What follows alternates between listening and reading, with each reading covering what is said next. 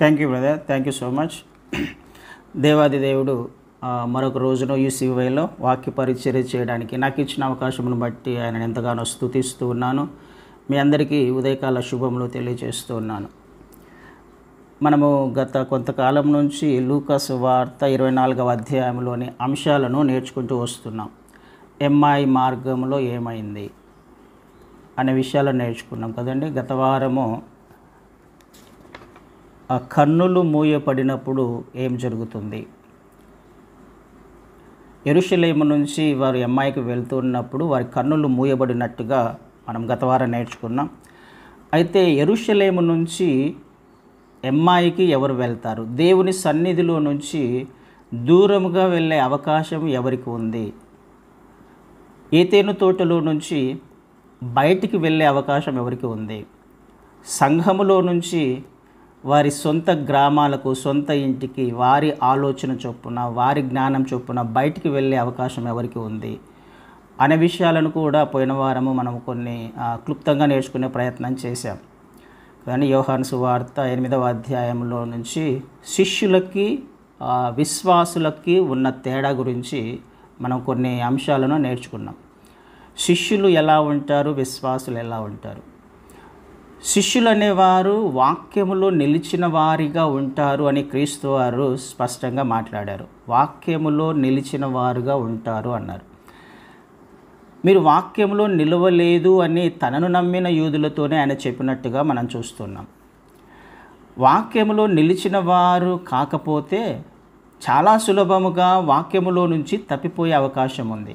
క్రీస్తు మార్గములో నుంచి తప్పిపోయే అవకాశం ఉంది. దేవుని చిత్తములో నుంచి తప్పిపోయే అవకాశం ఉంది. అంటే విశ్వాసికి, శిష్యునికి ఉండవలసిన ప్రాముఖ్యమైన లక్షణాలు వాక్యము అందు నిలిచి ఉండే అనుభవము ఖచ్చితంగా ఉండాలి. ఇక్కడ జరుగుతున్న సందర్భం కూడా అదే. ఎంఐ మార్గంలో వారు వెళ్తున్నారు, వారి ఇంటికి, వారి స్వగృహానికి వారు వెళ్తున్నారు యెరూషలేమును విడిచిపెట్టి. యెరూషలేములో ఉండవలసిన వారు, సంతోషించవలసిన సమయంలో వారు తిరిగి తమ గ్రామానికి వెళ్ళిపోతున్నారు.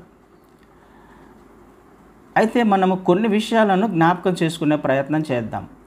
క్రైస్తవ జీవితంలో లేకపోతే విశ్వాసులుగా ఎవరు మార్చబడతారు, క్రైస్తవులుగా ఎవరు మార్చబడతారు అని అంటే మనము ఎక్కువ శాతము విశ్వాసులుగా మార్చబడే వారిలో దేవుని మేలులను పొందుకున్న వారు ఎక్కువగా ఉంటారు.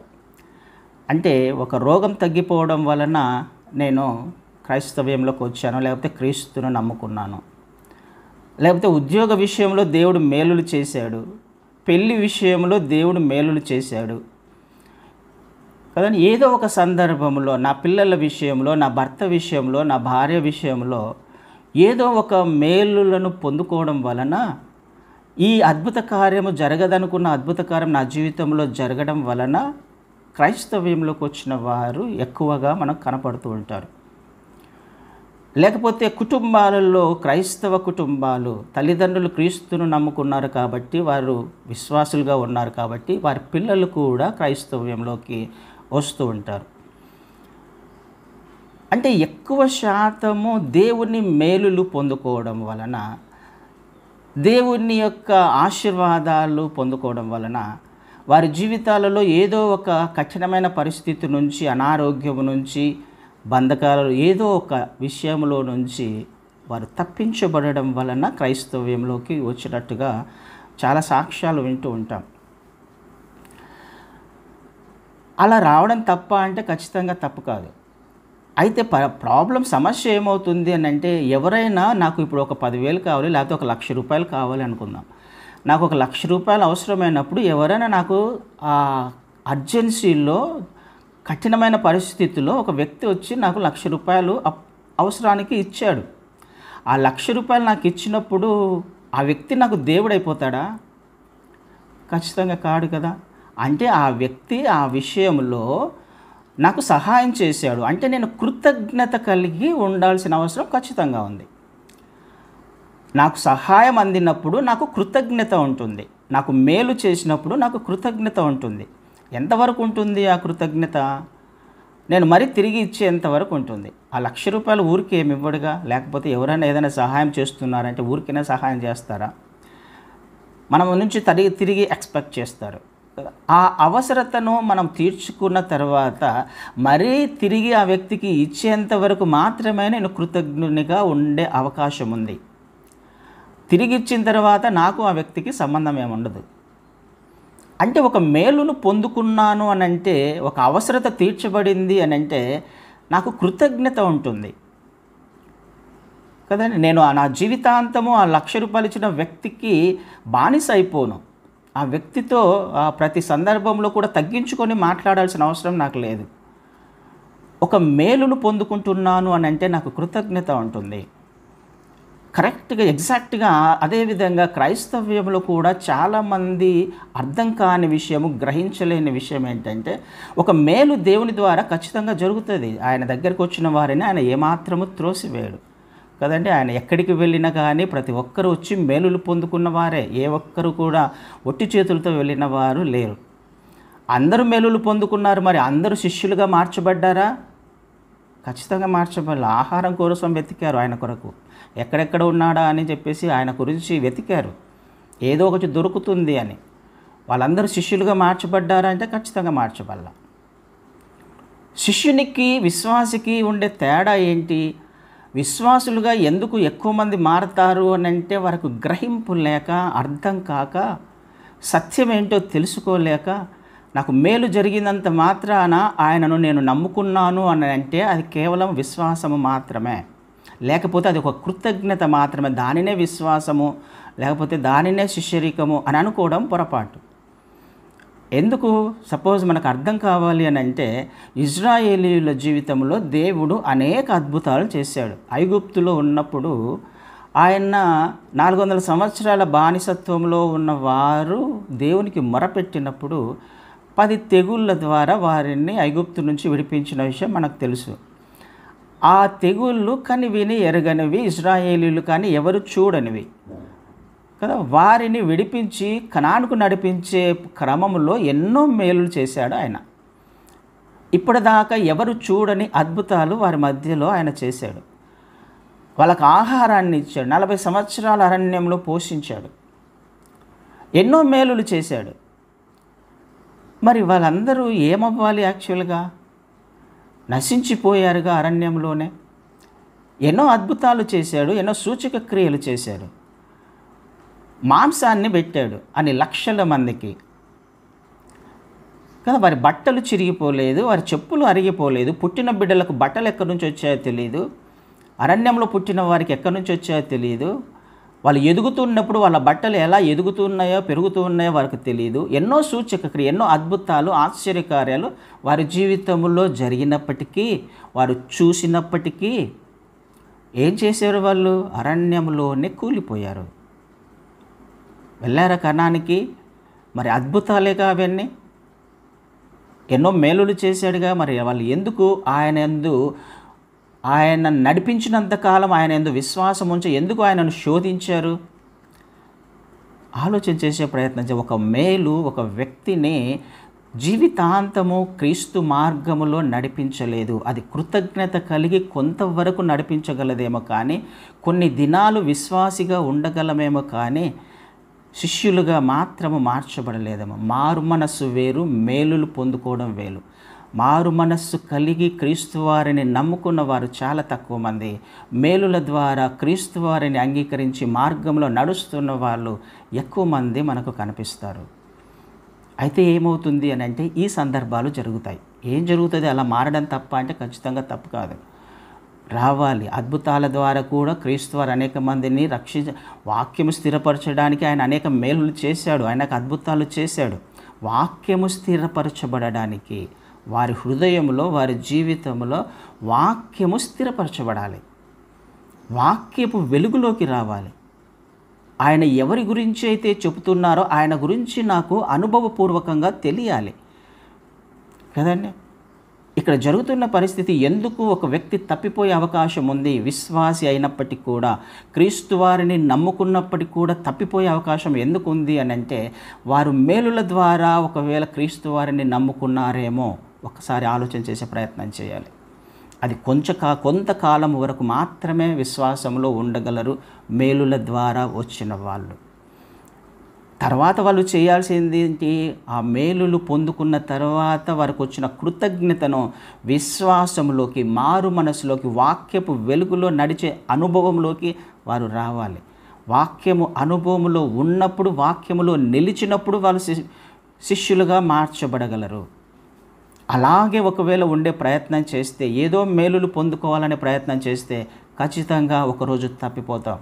ఎప్పుడు కూడా ఆయన నుంచి ఒకటి ఎక్స్పెక్ట్ చేసే విధంగా కాదు. ఆయన ఎన్నో మేలులు చేస్తాడు, ఖచ్చితంగా ఆయన చేస్తూనే ఉంటాడు. దాని కొరకు మాత్రమే కాదుగా మనం క్రీస్తు వారిని విశ్వసించింది, నమ్ముకుంది. ఆలోచన చేసే ప్రయత్నం చేద్దాం. ఇక్కడ ఎమ్మై మార్గంలో యెరూషలేములో నుంచి వెళ్ళిపోతున్నారు వాళ్ళు. ఎందుకు వెళ్ళిపోతున్నారు? వాక్యము అర్థం కాక, గ్రహించలేక. ఒక విషయాన్నే మీకు చెప్పే ప్రయత్నం చేద్దాం. యోహాను సువార్త మొదటి అధ్యాయం 18వ వచనంలో ఒక మాట ఉంది. ఎవడునూ ఎప్పుడైనను దేవుని చూడలేదు, తండ్రి రొమ్ముననున్న అద్వితీయ కుమారుడే ఆయనను బయలుపరిచెను. తండ్రి రొమ్మున ఉన్న అద్వితీయ కుమారుడే తండ్రిని బయలుపరిచాడు. తండ్రి గురించి రాయబడింది, క్రీస్తు వారి గురించి రాయబడింది. తండ్రి గురించి, తండ్రి ప్రేమ గురించి ఎప్పుడు అర్థమైంది ఈ లోకానికి?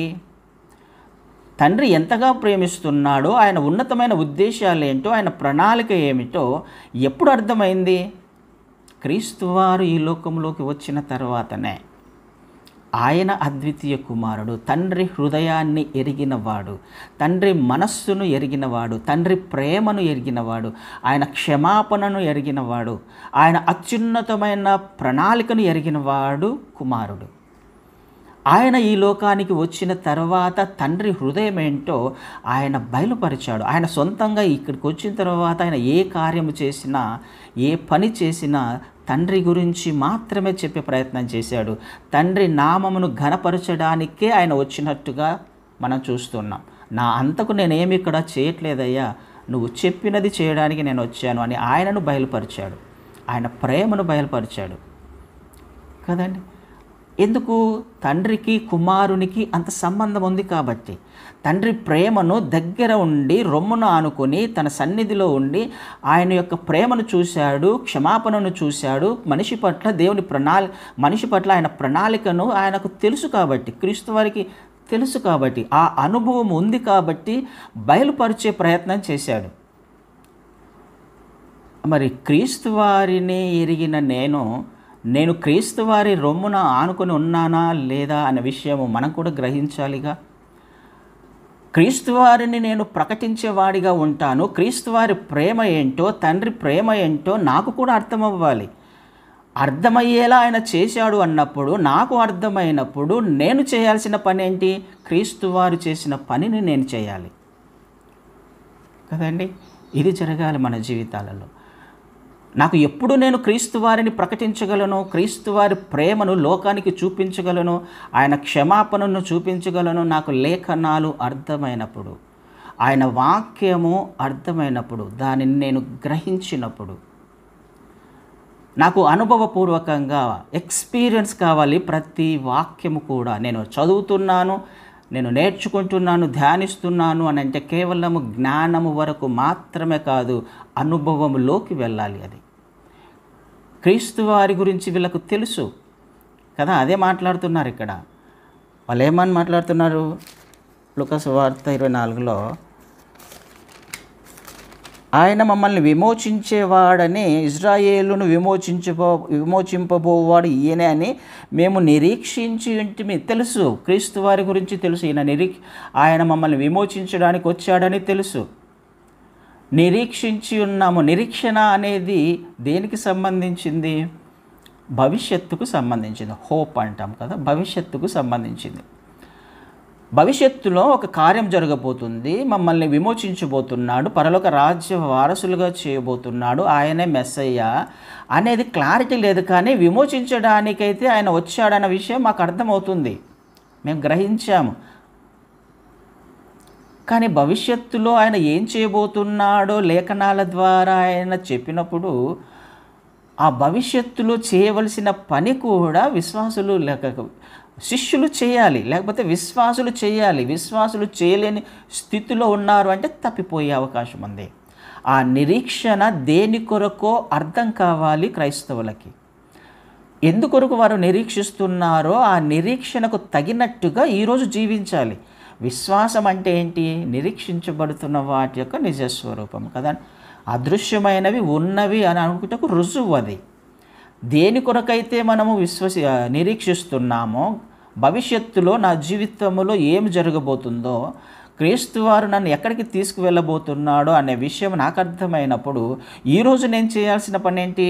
విశ్వాసము కలిగి ఉండాలి. ప్రస్తుతము విశ్వాసం అనేది ప్రస్తుతానికి సంబంధించింది, నిరీక్షణ అనేది భవిష్యత్తుకు సంబంధించింది. ఆ భవిష్యత్తులోకి నా ప్రయాణము సాగాలి అని అంటే నాకు ఈరోజు ఉండవలసినది విశ్వాసము. విశ్వాసమే సరిగా లేనప్పుడు నేను ఎంఐలోకి వెళ్ళిపోతాను, యెరూషలేములో నుంచి ఎంఐకి వెళ్ళిపోతాను, నా సొంత ఇంటికి వెళ్ళిపోతాను, నా మార్గంలో నేను వెళ్ళిపోతాను, నా జ్ఞానం చొప్పున నేను ఆలోచిస్తూ వెళ్ళిపోతాను. ఇది జరగాలి క్రైస్తవ జీవితంలో. లేఖనాలు అర్థం కావాలి, అర్థమయ్యేట గ్రహించాలి, సత్యము తెలుసుకోవాలి. అందుకనే మీరు వాక్యమందు నిలిచిన వారైతే నా శిష్యులుగా ఉంటారు. నా శిష్యులు అర్థం చేసుకున్న వారు స్వతంత్రులుగా చేయబడతారు కదా.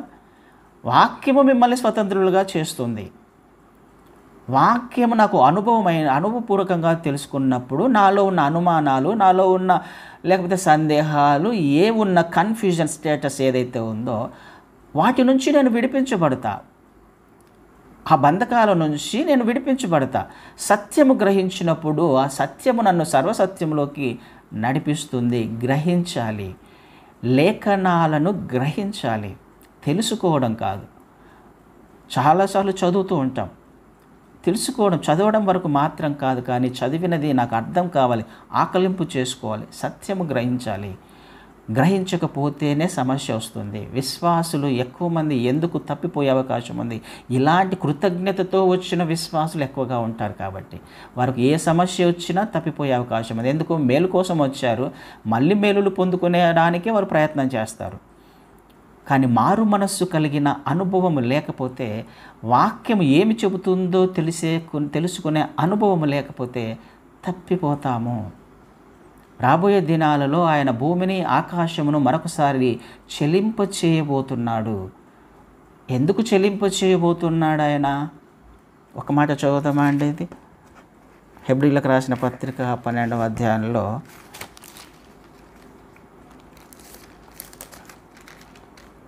12వ అధ్యాయము 26వ వచనము చదువుతాను, 27వ వచనం చదువుతా. ఇంకొకసారి 26లో, అప్పుడు ఆయన శబ్దము భూమిని చెల్లింపచేసాను, కానీ ఇప్పుడు నేను ఇంకొకసారి భూమిని మాత్రమే కాక ఆకాశమును కూడా కంపింపచేతును అని మాట ఇచ్చి ఉన్నాడు. ఇంకొకసారి అను మాట చెల్లింపచేయబడనివి నిలకడగా ఉండు నిమిత్తము అని సృష్టింపబడినవన్నట్టుగా చెల్లింపచేయబడినవి బొత్తిగా తీసివేయబడునని అర్థమిచ్చుచున్నది.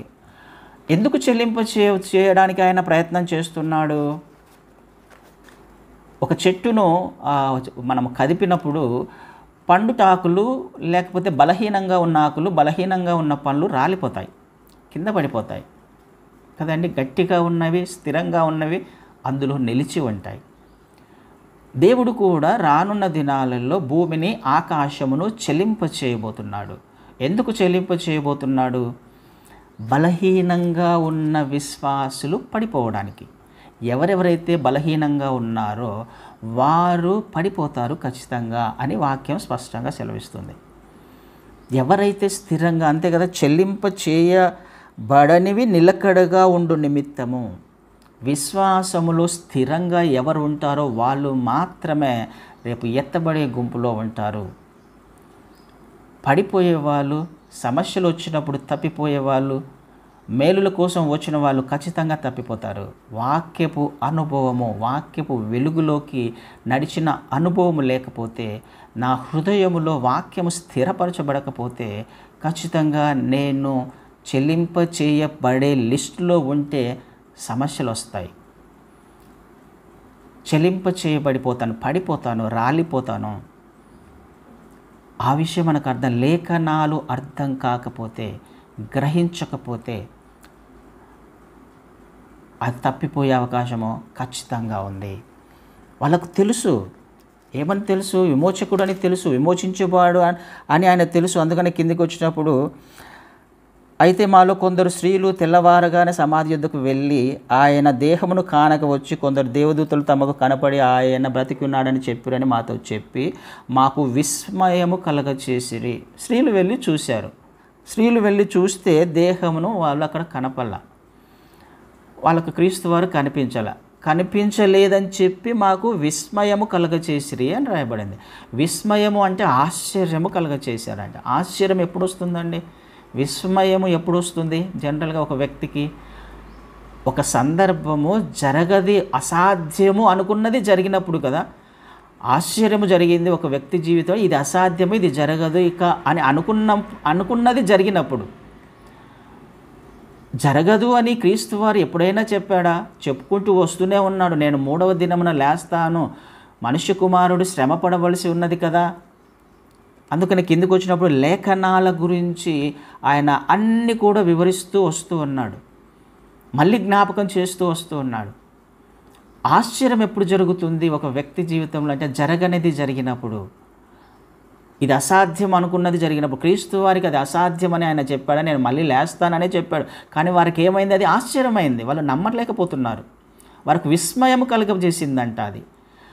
క్రీస్తు వారు మనుషులను, చనిపోయిన వారిని లేపిన విషయం వాళ్ళకు తెలుసు కదా.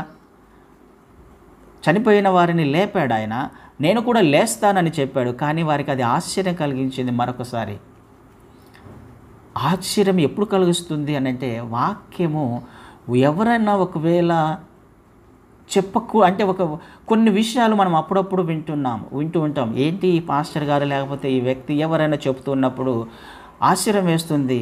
ఇదేంది చెప్పకూడనిది చెప్తున్నాడు, ఎప్పుడు వినని విషయాలు చెప్తున్నాడేంటి అనే విషయాలు కూడా ఆలోచన చేస్తూ ఉంటాం. ఆ అనుభవాలు కూడా మనకు ఉన్నాయి. ఆ పాస్టర్ ఏంటి ఇలా చెప్పాడు, ఆ పాస్టర్ ఏంటి ఇలా చెప్పాడు, ఆ పాస్టర్ అలా చెప్పాడా, లేనిది చెప్పాడా, ఉన్నది చెప్పాడా అనే విషయం ఆలోచన చేయాల్సిన అవసరం ఖచ్చితంగా ఉందిగా. ఆశ్చర్యం వేస్తుంది. ఒక్కొక్కసారి మనకు వాక్యము చదివి ఉంటాము, ఆ వాక్యము అర్థం కానప్పుడు, ఆ పాస్టర్ ఒకవేళ చెప్తున్నప్పుడు అది అర్థమవుతున్నప్పుడు ఇది అర్థం కాలేదే, ఇది ఇలాగేనా అని మనకు కూడా ఒక్కొక్కసారి అనుమానం వస్తుంది, ఆశ్చర్యం వేస్తుంది. ఎప్పుడు వినలేదే, ఆ వాక్యము అలా చెబుతుందా లేదా అనే విషయాల గ్రహింపు ఖచ్చితంగా క్రైస్తవులుగా, విశ్వాసులుగా ఉండాలి. విశ్వాసికి ఉన్నప్పుడే శిష్యునిగా మారగలడు. అది మనకు అర్థం కావాలి. విస్మయం కలగచేయకూడదు మనకు వాక్యములో ఏమి రాయబడినాయో అవి మాత్రమే రానున్న దినాలలో జరగబోతున్నాయి. ఆయన తన వాక్యానికి విరుద్ధంగా ఎట్టి పరిస్థితులలో పనిచేయడు. వాక్యానికి విరుద్ధంగా ఆయన ఆలోచనలు, ఆయన క్రియలు ఉండవు. వాక్యము ఏదైతే చెబుతుందో, లేఖనాలు ఏవైతే చెబుతాయో అవి మాత్రమే నెరవేర్చబడతాయి అనే విషయం నాకు అర్థం అవ్వాలి. నాకు అర్థం అవునప్పుడు లేఖనాల గ్రహింపు నాకు అర్థం అవ్వాలి. వాక్యములో నిలిచి ఉండే అనుభవం నాకు ఉండాలి. ఆ విషయం మనం ఆలోచన చేసే ప్రయత్నం చేద్దాం. కేవలము తెలుసుకున్న వారము మాత్రమే అయితే, జ్ఞానము సంపాదించుకోవడానికి మాత్రమే అయితే, మేలుల కొరకు మాత్రమే అయితే ఖచ్చితంగా మనము ఏతేను తోటలో నుంచి బయట ఉన్న వాళ్ళమే. సంఘములో మనం ఉన్నాము, శరీరము ప్రజెంట్గా ఉంటుంది కానీ మైండ్ యాబ్సెంట్గా ఉంటుంది. బయటే ఉండిపోతాం, గ్రహింపు రాదు, సత్యమును గ్రహించలేం, స్వతంత్రులుగా చేయబడలేం, సర్వసత్యములోకి నడిపించబడలేం. లేఖనాలు ఆయన వివరించి చెప్పే ప్రయత్నం చేశాడు. విస్మయము కలగచేసిరి. మాతో కూడా ఉన్న వారిలో కొందరు సమాధి యొద్దకు వెళ్ళి ఆ స్త్రీలు చెప్పినట్టు కనుగొనురు కానీ ఆయనను చూడలేదని ఆయనతో చెప్పారు. ఏం ఎక్స్పెక్ట్ చేస్తున్నారు వాళ్ళు? లేచిన తర్వాత వాళ్ళకు కనపడాలి. అది ప్రూఫ్ కోసం వాళ్ళు ఎదురు చూస్తూ ఉన్నారు. ఆయన లేచాడంటే లేడే, కనిపించాలిగా, జరగాలిగా. ఒకవేళ మేలు ఏదైనా జరిగితేనే విషయం, నాకు మేలు జరగలేదుగా, చూడలేదుగా కదండి. అది జరిగితేనే నమ్ముతాం. ఆయన చెప్పాడుగా లేస్తానని, ఆయన ఇంతకుముందు లేపాడుగా చనిపోయిన వారిని. ఆయన వాక్యాలన్నీ ఆయన కొరకే అని చెప్పేసి ఎన్నిసార్లు 3.5 సంవత్సరాలు వారికి చెప్పుకుంటూనే వచ్చాడు. కానీ వారికి ఏం కావాలి? కనపడాలి. ఆయన లేచాడు అని ఆయనని ఎవరైనా తీసుకెళ్లారో లేకపోతే ఎవరికి తెలుసు? ఆయన మాకు కనపల్లా, మా స్త్రీలకు కనపల్లా, మేము కూడా వెళ్ళి చూసాం, కానీ అక్కడ ఆయన లేడు. మాకు విస్మయము కలగచేశారు, మేమేమో నిరీక్షించాము. ఏ మాత్రం విశ్వాసము వారిది? ఎందుకు మరి వాళ్ళు ఒకవేళ విశ్వాసులైతే యెరూషలేములో ఎందుకు నిలిచి ఉండలేదు వాళ్ళు? ఆలోచన చేసే ప్రయత్నం చేద్దాం ప్రియ సహోదరి సహోదరుడా. మనము కూడా ఇలాంటి అనుభవంలోకి వెళ్తూ ఉంటామేమో. మన జీవితంలో జరగాలి, ఈ మేలు జరగాలి, ఇది జరగాలి. జరగకపోతే క్రీస్తు వారు కాదా? ఆయన ఈ లోకంలోకి రాలేదా? ఆయన శ్రమలు అనుభవించి చనిపోయి తిరిగి లేవలేదా? మనిషికి రక్షణ తీసుకురాలేదా? నా జీవితంలో జరిగితేనే ఆయన రక్షకుడా, ఆయన దేవుడా? కానే కాదండి. ఎందుకు జరగలేదు అనే విషయం ఆలోచన చేయాలి, కానీ ఆయన రాకను లేకపోతే ఆయన జనన మరణ పునరుత్థానాలను అనుమానించేంత సీన్ మనకు లేదు, అంత ధైర్యం మనకు లేదు. చూడాలి, కనపడలేదు. వారు అదే ఎక్స్పెక్ట్ చేశారు. విశ్వాసులకు ఉన్న తేడా, విశ్వాసులు మనము అది ఎక్స్పెక్ట్ చేస్తాము. జరగకపోతే షడ్రక్ మెషక్ అబేద్నెగోలు అదే మాట అన్నారు కదా, మమ్మల్ని తప్పించగల సమర్థుడు. తప్పించకపోయినా అది రావాలి, ఆ స్థాయికి రావాలి. చావడానికైనా సిద్ధమే. ఆయన చేయగలడు, కానీ ఒకవేళ ఎందుకు చేయకపో ఆయనకు తెలుసు రీజన్స్. ఆయన తప్పించాలనుకుంటే తప్పిస్తాడు, లేకపోతే ఆయన ఇష్టం. అది ఆయన చేతిలో ఉంది ఇదంతా. ఆయన మీద ఆధారపడడం అంటే అది ఆయనకు వదిలేయడం అంటే అది జరగకపోయినా ఆయన దేవుడే. జరగకపోయినా ఆయన మమ్మల్ని తప్పించకపోయినా మేము ఆయనని తప్ప వేరే వాళ్ళని సేవించము, తల వంచము, మార్గము నుంచి తప్పిపోము. శిష్యునికి ఉండాల్సిన లక్షణాలు, కనపడాల్సిన కనపడలేదే అనేవాళ్ళు విశ్వాసులైతే కనపడకపోయినా చూడక నమ్మిన వారే ధన్యులు కదండి. అందుకనే క్రీస్తు వారు ఏమంటున్నారు? మందమతులారా, అవివేకులారా, ఎందుకు ఇలా ఉన్నారు మీరు అంటే అర్థం ఏంటి? వారిని తిడుతున్నారు అంటే వాళ్ళు ఉండాల్సిన పద్ధతిలో ఉండలేదనేగా, వారు గ్రహింపు లేదనేగా, వాక్యం వారికి అర్థం కాలేదనేగా అర్థం. ఓ ఫూల్స్ అని అంటున్నాడు కదా, ఫూల్స్ అంటున్నాడు ఆయన. అవివేకులారా అని మాట్లాడుతూ ఉన్నాడు. అంటే అలా ఉండకూడదు. వాక్యం యొక్క గ్రహింపు ఏంటో తెలుసుకునే ప్రయత్నం చేయండి. ఆ విషయాన్ని మనం అర్థం చేసుకోవాల్సిన అవసరం ఖచ్చితంగా ఉంది కదండి. అయితే ఒక విషయాన్ని చదివి నేను ముగించే ప్రయత్నం చేస్తాను. యోహాను 1 కొరింథీయులకు రాసిన పత్రికలో 15వ అధ్యాయము 19వ వచనం. 15వ అధ్యాయము 15వ అధ్యాయము 19వ వచనంలో, ఈ జీవిత కాలము మట్టుకే మనము క్రీస్తునందు నిరీక్షించు వారమైన ఎడల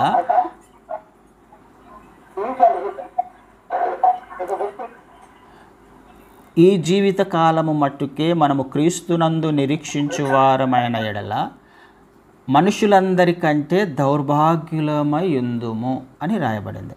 ఈ జీవిత కాలము మట్టుకే మనము క్రీస్తునందు నిరీక్షించు వారమైన ఎడల. నిరీక్షణ అనేది భవిష్యత్తుకు సంబంధించింది. క్రీస్తు వారు ఎందుకు వచ్చారు? ఈ జీవితం వరకు మాత్రమే నీకు మేలులను చేయడానికా? ఖచ్చితంగా కాదు కదండి. ఆయన మేలులు చేయడానికి కాదు వచ్చింది. ఈ జీవితము తర్వాత ఇంకొక జీవితం ఉంది, ఈ జీవితము తర్వాత మనకు ఇంకొక జీవితము ఉంది అని చెప్పడానికి, ఆ జీవితంలోకి తీసుకువెళ్ళాలి, ఆ జీవితంలోకి వెళ్ళాలి అని అంటే మార్గంను చూపించడానికి ఆయన ఈ లోకంలోకి వచ్చాడు. ఒకవేళ ఈ జీవితకాలము మట్టికే క్రీస్తును విశ్వసిస్తున్నాము, మేలుల కొరకే క్రీస్తును విశ్వసిస్తున్నాను, ఆశీర్వాదాల కొరకే క్రీస్తును విశ్వసిస్తున్నాను అని అంటే అంతకంటే దౌర్భాగ్యులు ఎవరు ఉండరు అని రాయబడింది వాక్యంలో. మన నిరీక్షణ ఏంటి? ఈ జీవితం కాదు, ఇంకొక జీవితం ఉంది. ఆ జీవితంలోకి ప్రవేశించడానికి నేను నిరీక్షిస్తున్నాను అని అంటే దాని కొరకు నిరీక్షిస్తున్నాను. ఆ జీవితము కొరకు, పరలోకము కొరకు, నిత్య జీవము కొరకు నేను నిరీక్షిస్తున్నాను. ఈ జీవితం వరకు మాత్రమే కాదు. ఎందుకు ఆ మాట రాయబడింది? ఒకవేళ ఈ జీవితం వరకు మాత్రమే విశ్వసిస్తున్నావు అని అంటే మేలుల కొరకు వచ్చావు అని అర్థం. ఏదో ఆశీర్వాదాల కొరకు వచ్చావు అని అర్థం. తప్పిపోయే అవకాశం ఉంది అని అర్థం. వచ్చే జీవితం ఉందో లేదో ఎవరికి తెలుసు? ప్రస్తుతం ఇవ్వబడిన ఈ జీవితాన్ని ఎంజాయ్ చేద్దాం, ఆనందిద్దాం, సుఖిద్దాం కదండి. ఇలాంటి ఆలోచనలు అనేక మందిలో ఉన్నాయన్న విషయం మనకు తెలుసు. అనేక మందిని మనం చూస్తూ ఉంటాం కూడా. ఈ జీవితకాలము మట్టుకే నేను క్రీస్తుని విశ్వసిస్తున్నాను, ఆయన యందు నిరీక్షిస్తున్నాను అంటే అది దౌర్భాగ్యము అని రాయబడింది. అలాంటి వారు నిరీక్షిస్తున్నారు వీళ్ళు, కానీ నిరీక్షిస్తున్న వారు తగినట్టుగా జీవించట్లా కదా. ఎంఐ మార్గంలోకి ఎందుకు వెళ్ళారు? నిరీక్షిస్తున్నప్పుడు అక్కడే నిరీక్షించాలి. క్రీస్తు వారు లేస్తాను అని సెలవు ఇచ్చాడు, ఆయన లేస్తాడు, లేచింటాడు. మూడవ దినమున ఆయన కనపడలేదు అని అంటే ఆయన ఎందుకు కనపడలేదు అని ఆలోచించలేదు, కానీ వారు ఆయన మాకు కనపడలేదు అని చెప్పేసి అక్కడ నుంచి వెళ్ళిపోయే మార్గంలో ఎవరో తీసుకొని వెళ్ళిపోయారేమో, తర్వాత పరిస్థితులు ఎలా ఉంటాయో మాకు తెలియదు అని చెప్పేసి ఇంటికి వెళ్ళిపోయే పరిస్థితి కాదు క్రైస్తవులది. నిరీక్షణ. సమస్యలు వచ్చినా, కష్టాలు వచ్చినా, బాధలు వచ్చినా, ఆ సమస్యలు వచ్చాయని చెప్పేసి క్రీస్తు వారు కాకుండా పోతాడా? దేవుడు కాకుండా పోతాడా? ఆలోచన చేసే ప్రయత్నం చేద్దాం ప్రియ సహోదరి సహోదరుడు. క్రీస్తు వారు ప్రతిదీ వివరంగా చెప్పాడు అక్కడ కదా. 17వ వచనంలో క్షమించండి, తర్వాత వచనాలు చూస్తే లేఖనాలు, ప్రవచనాలు, ప్రవక్తలు చెప్పిన ప్రతిదీ కూడా తనను గురించి రాయబడినవని వివరంగా వాళ్ళకు అర్థమయ్యేలా భావమును చెప్పాడు. భావం అర్థం కావాలి, లేఖనాల సారాంశం మనకు అర్థం కావాలి. అప్పుడు మనము వాక్యానుసారంగా జీవించే అవకాశం ఉంది కదా. 119, 105లో వాక్యం గురించి రాయబడింది కదండి. ఆయన వాక్యము మనకు మన పాదములకు వెలుగు, మన త్రోవకు వెలుగై ఉంది కదండి. వాక్యము వెల్లడి అవుటతో వెలుగు వస్తుంది. చీకటి పోవాలి, అనుమానాలు పోవాలి, బంధకాలు పోవాలి. అది జరగాలి. వాక్యము గ్రహించలేకపోతే నేను తప్పిపోతాను. ఇక్కడ జరుగుతున్నట్టుగా వాక్యమును అర్థం చేసుకుందాము, గ్రహిద్దాము, విశ్వాసములో నిలిచి ఉండి ఆయన రాకడ, ఆయన నిరీక్షణ, మనం దేని కొరకమైతే నిరీక్షిస్తున్నామో దాని కొరకు ఈనాడు విశ్వాసములో స్థిరంగా ఉండడానికి ప్రయత్నం చేద్దాం. వాక్యపు లోతులను, వాక్యమును గ్రహించడానికి. వాక్యము సున్నా అయినా పొల్లు అయినా తప్పిపోదు. వాక్యము మాత్రమే సత్యమైనది. ఏ సేవకుడు చెబుతున్నది వాక్యానికి ఒకవేళ వాక్యంలో లేకపోతే అది ఖచ్చితంగా తప్పే. మనకు ప్రమాణం ఏంటి? బైబిలేగా. లేఖనాలు మనకు ప్రమాణం. ఎవరు ఒకవేళ బైబిల్లో లేనిది చెప్పే ప్రయత్నం ఏ సేవకుడు చెప్పినా అది ఖచ్చితంగా తప్పే. క్రీస్తు వారి కంటే గొప్పవారేం కాదుగా ఎవరు. లేఖనాల కంటే గొప్పవారేం కాదు. వాక్యము చెబుతుందా లేదా, వాక్యమును గ్రహిస్తున్నానా లేదా, వాక్యపు వెలుగులో నడుస్తున్నానా లేదా, వాక్యములో నిలిచి ఉన్నానా లేదా అన్నది మాత్రమే ప్రాముఖ్యము. అప్పుడు మాత్రమే నేను యెరూషలేములో ఉంటా, అప్పుడు మాత్రమే ఏతేను తోటలో ఉంటా, అప్పుడు మాత్రమే పరలోక రాజ్యానికి నేను చేరుకోగలను. హల్లెలూయా.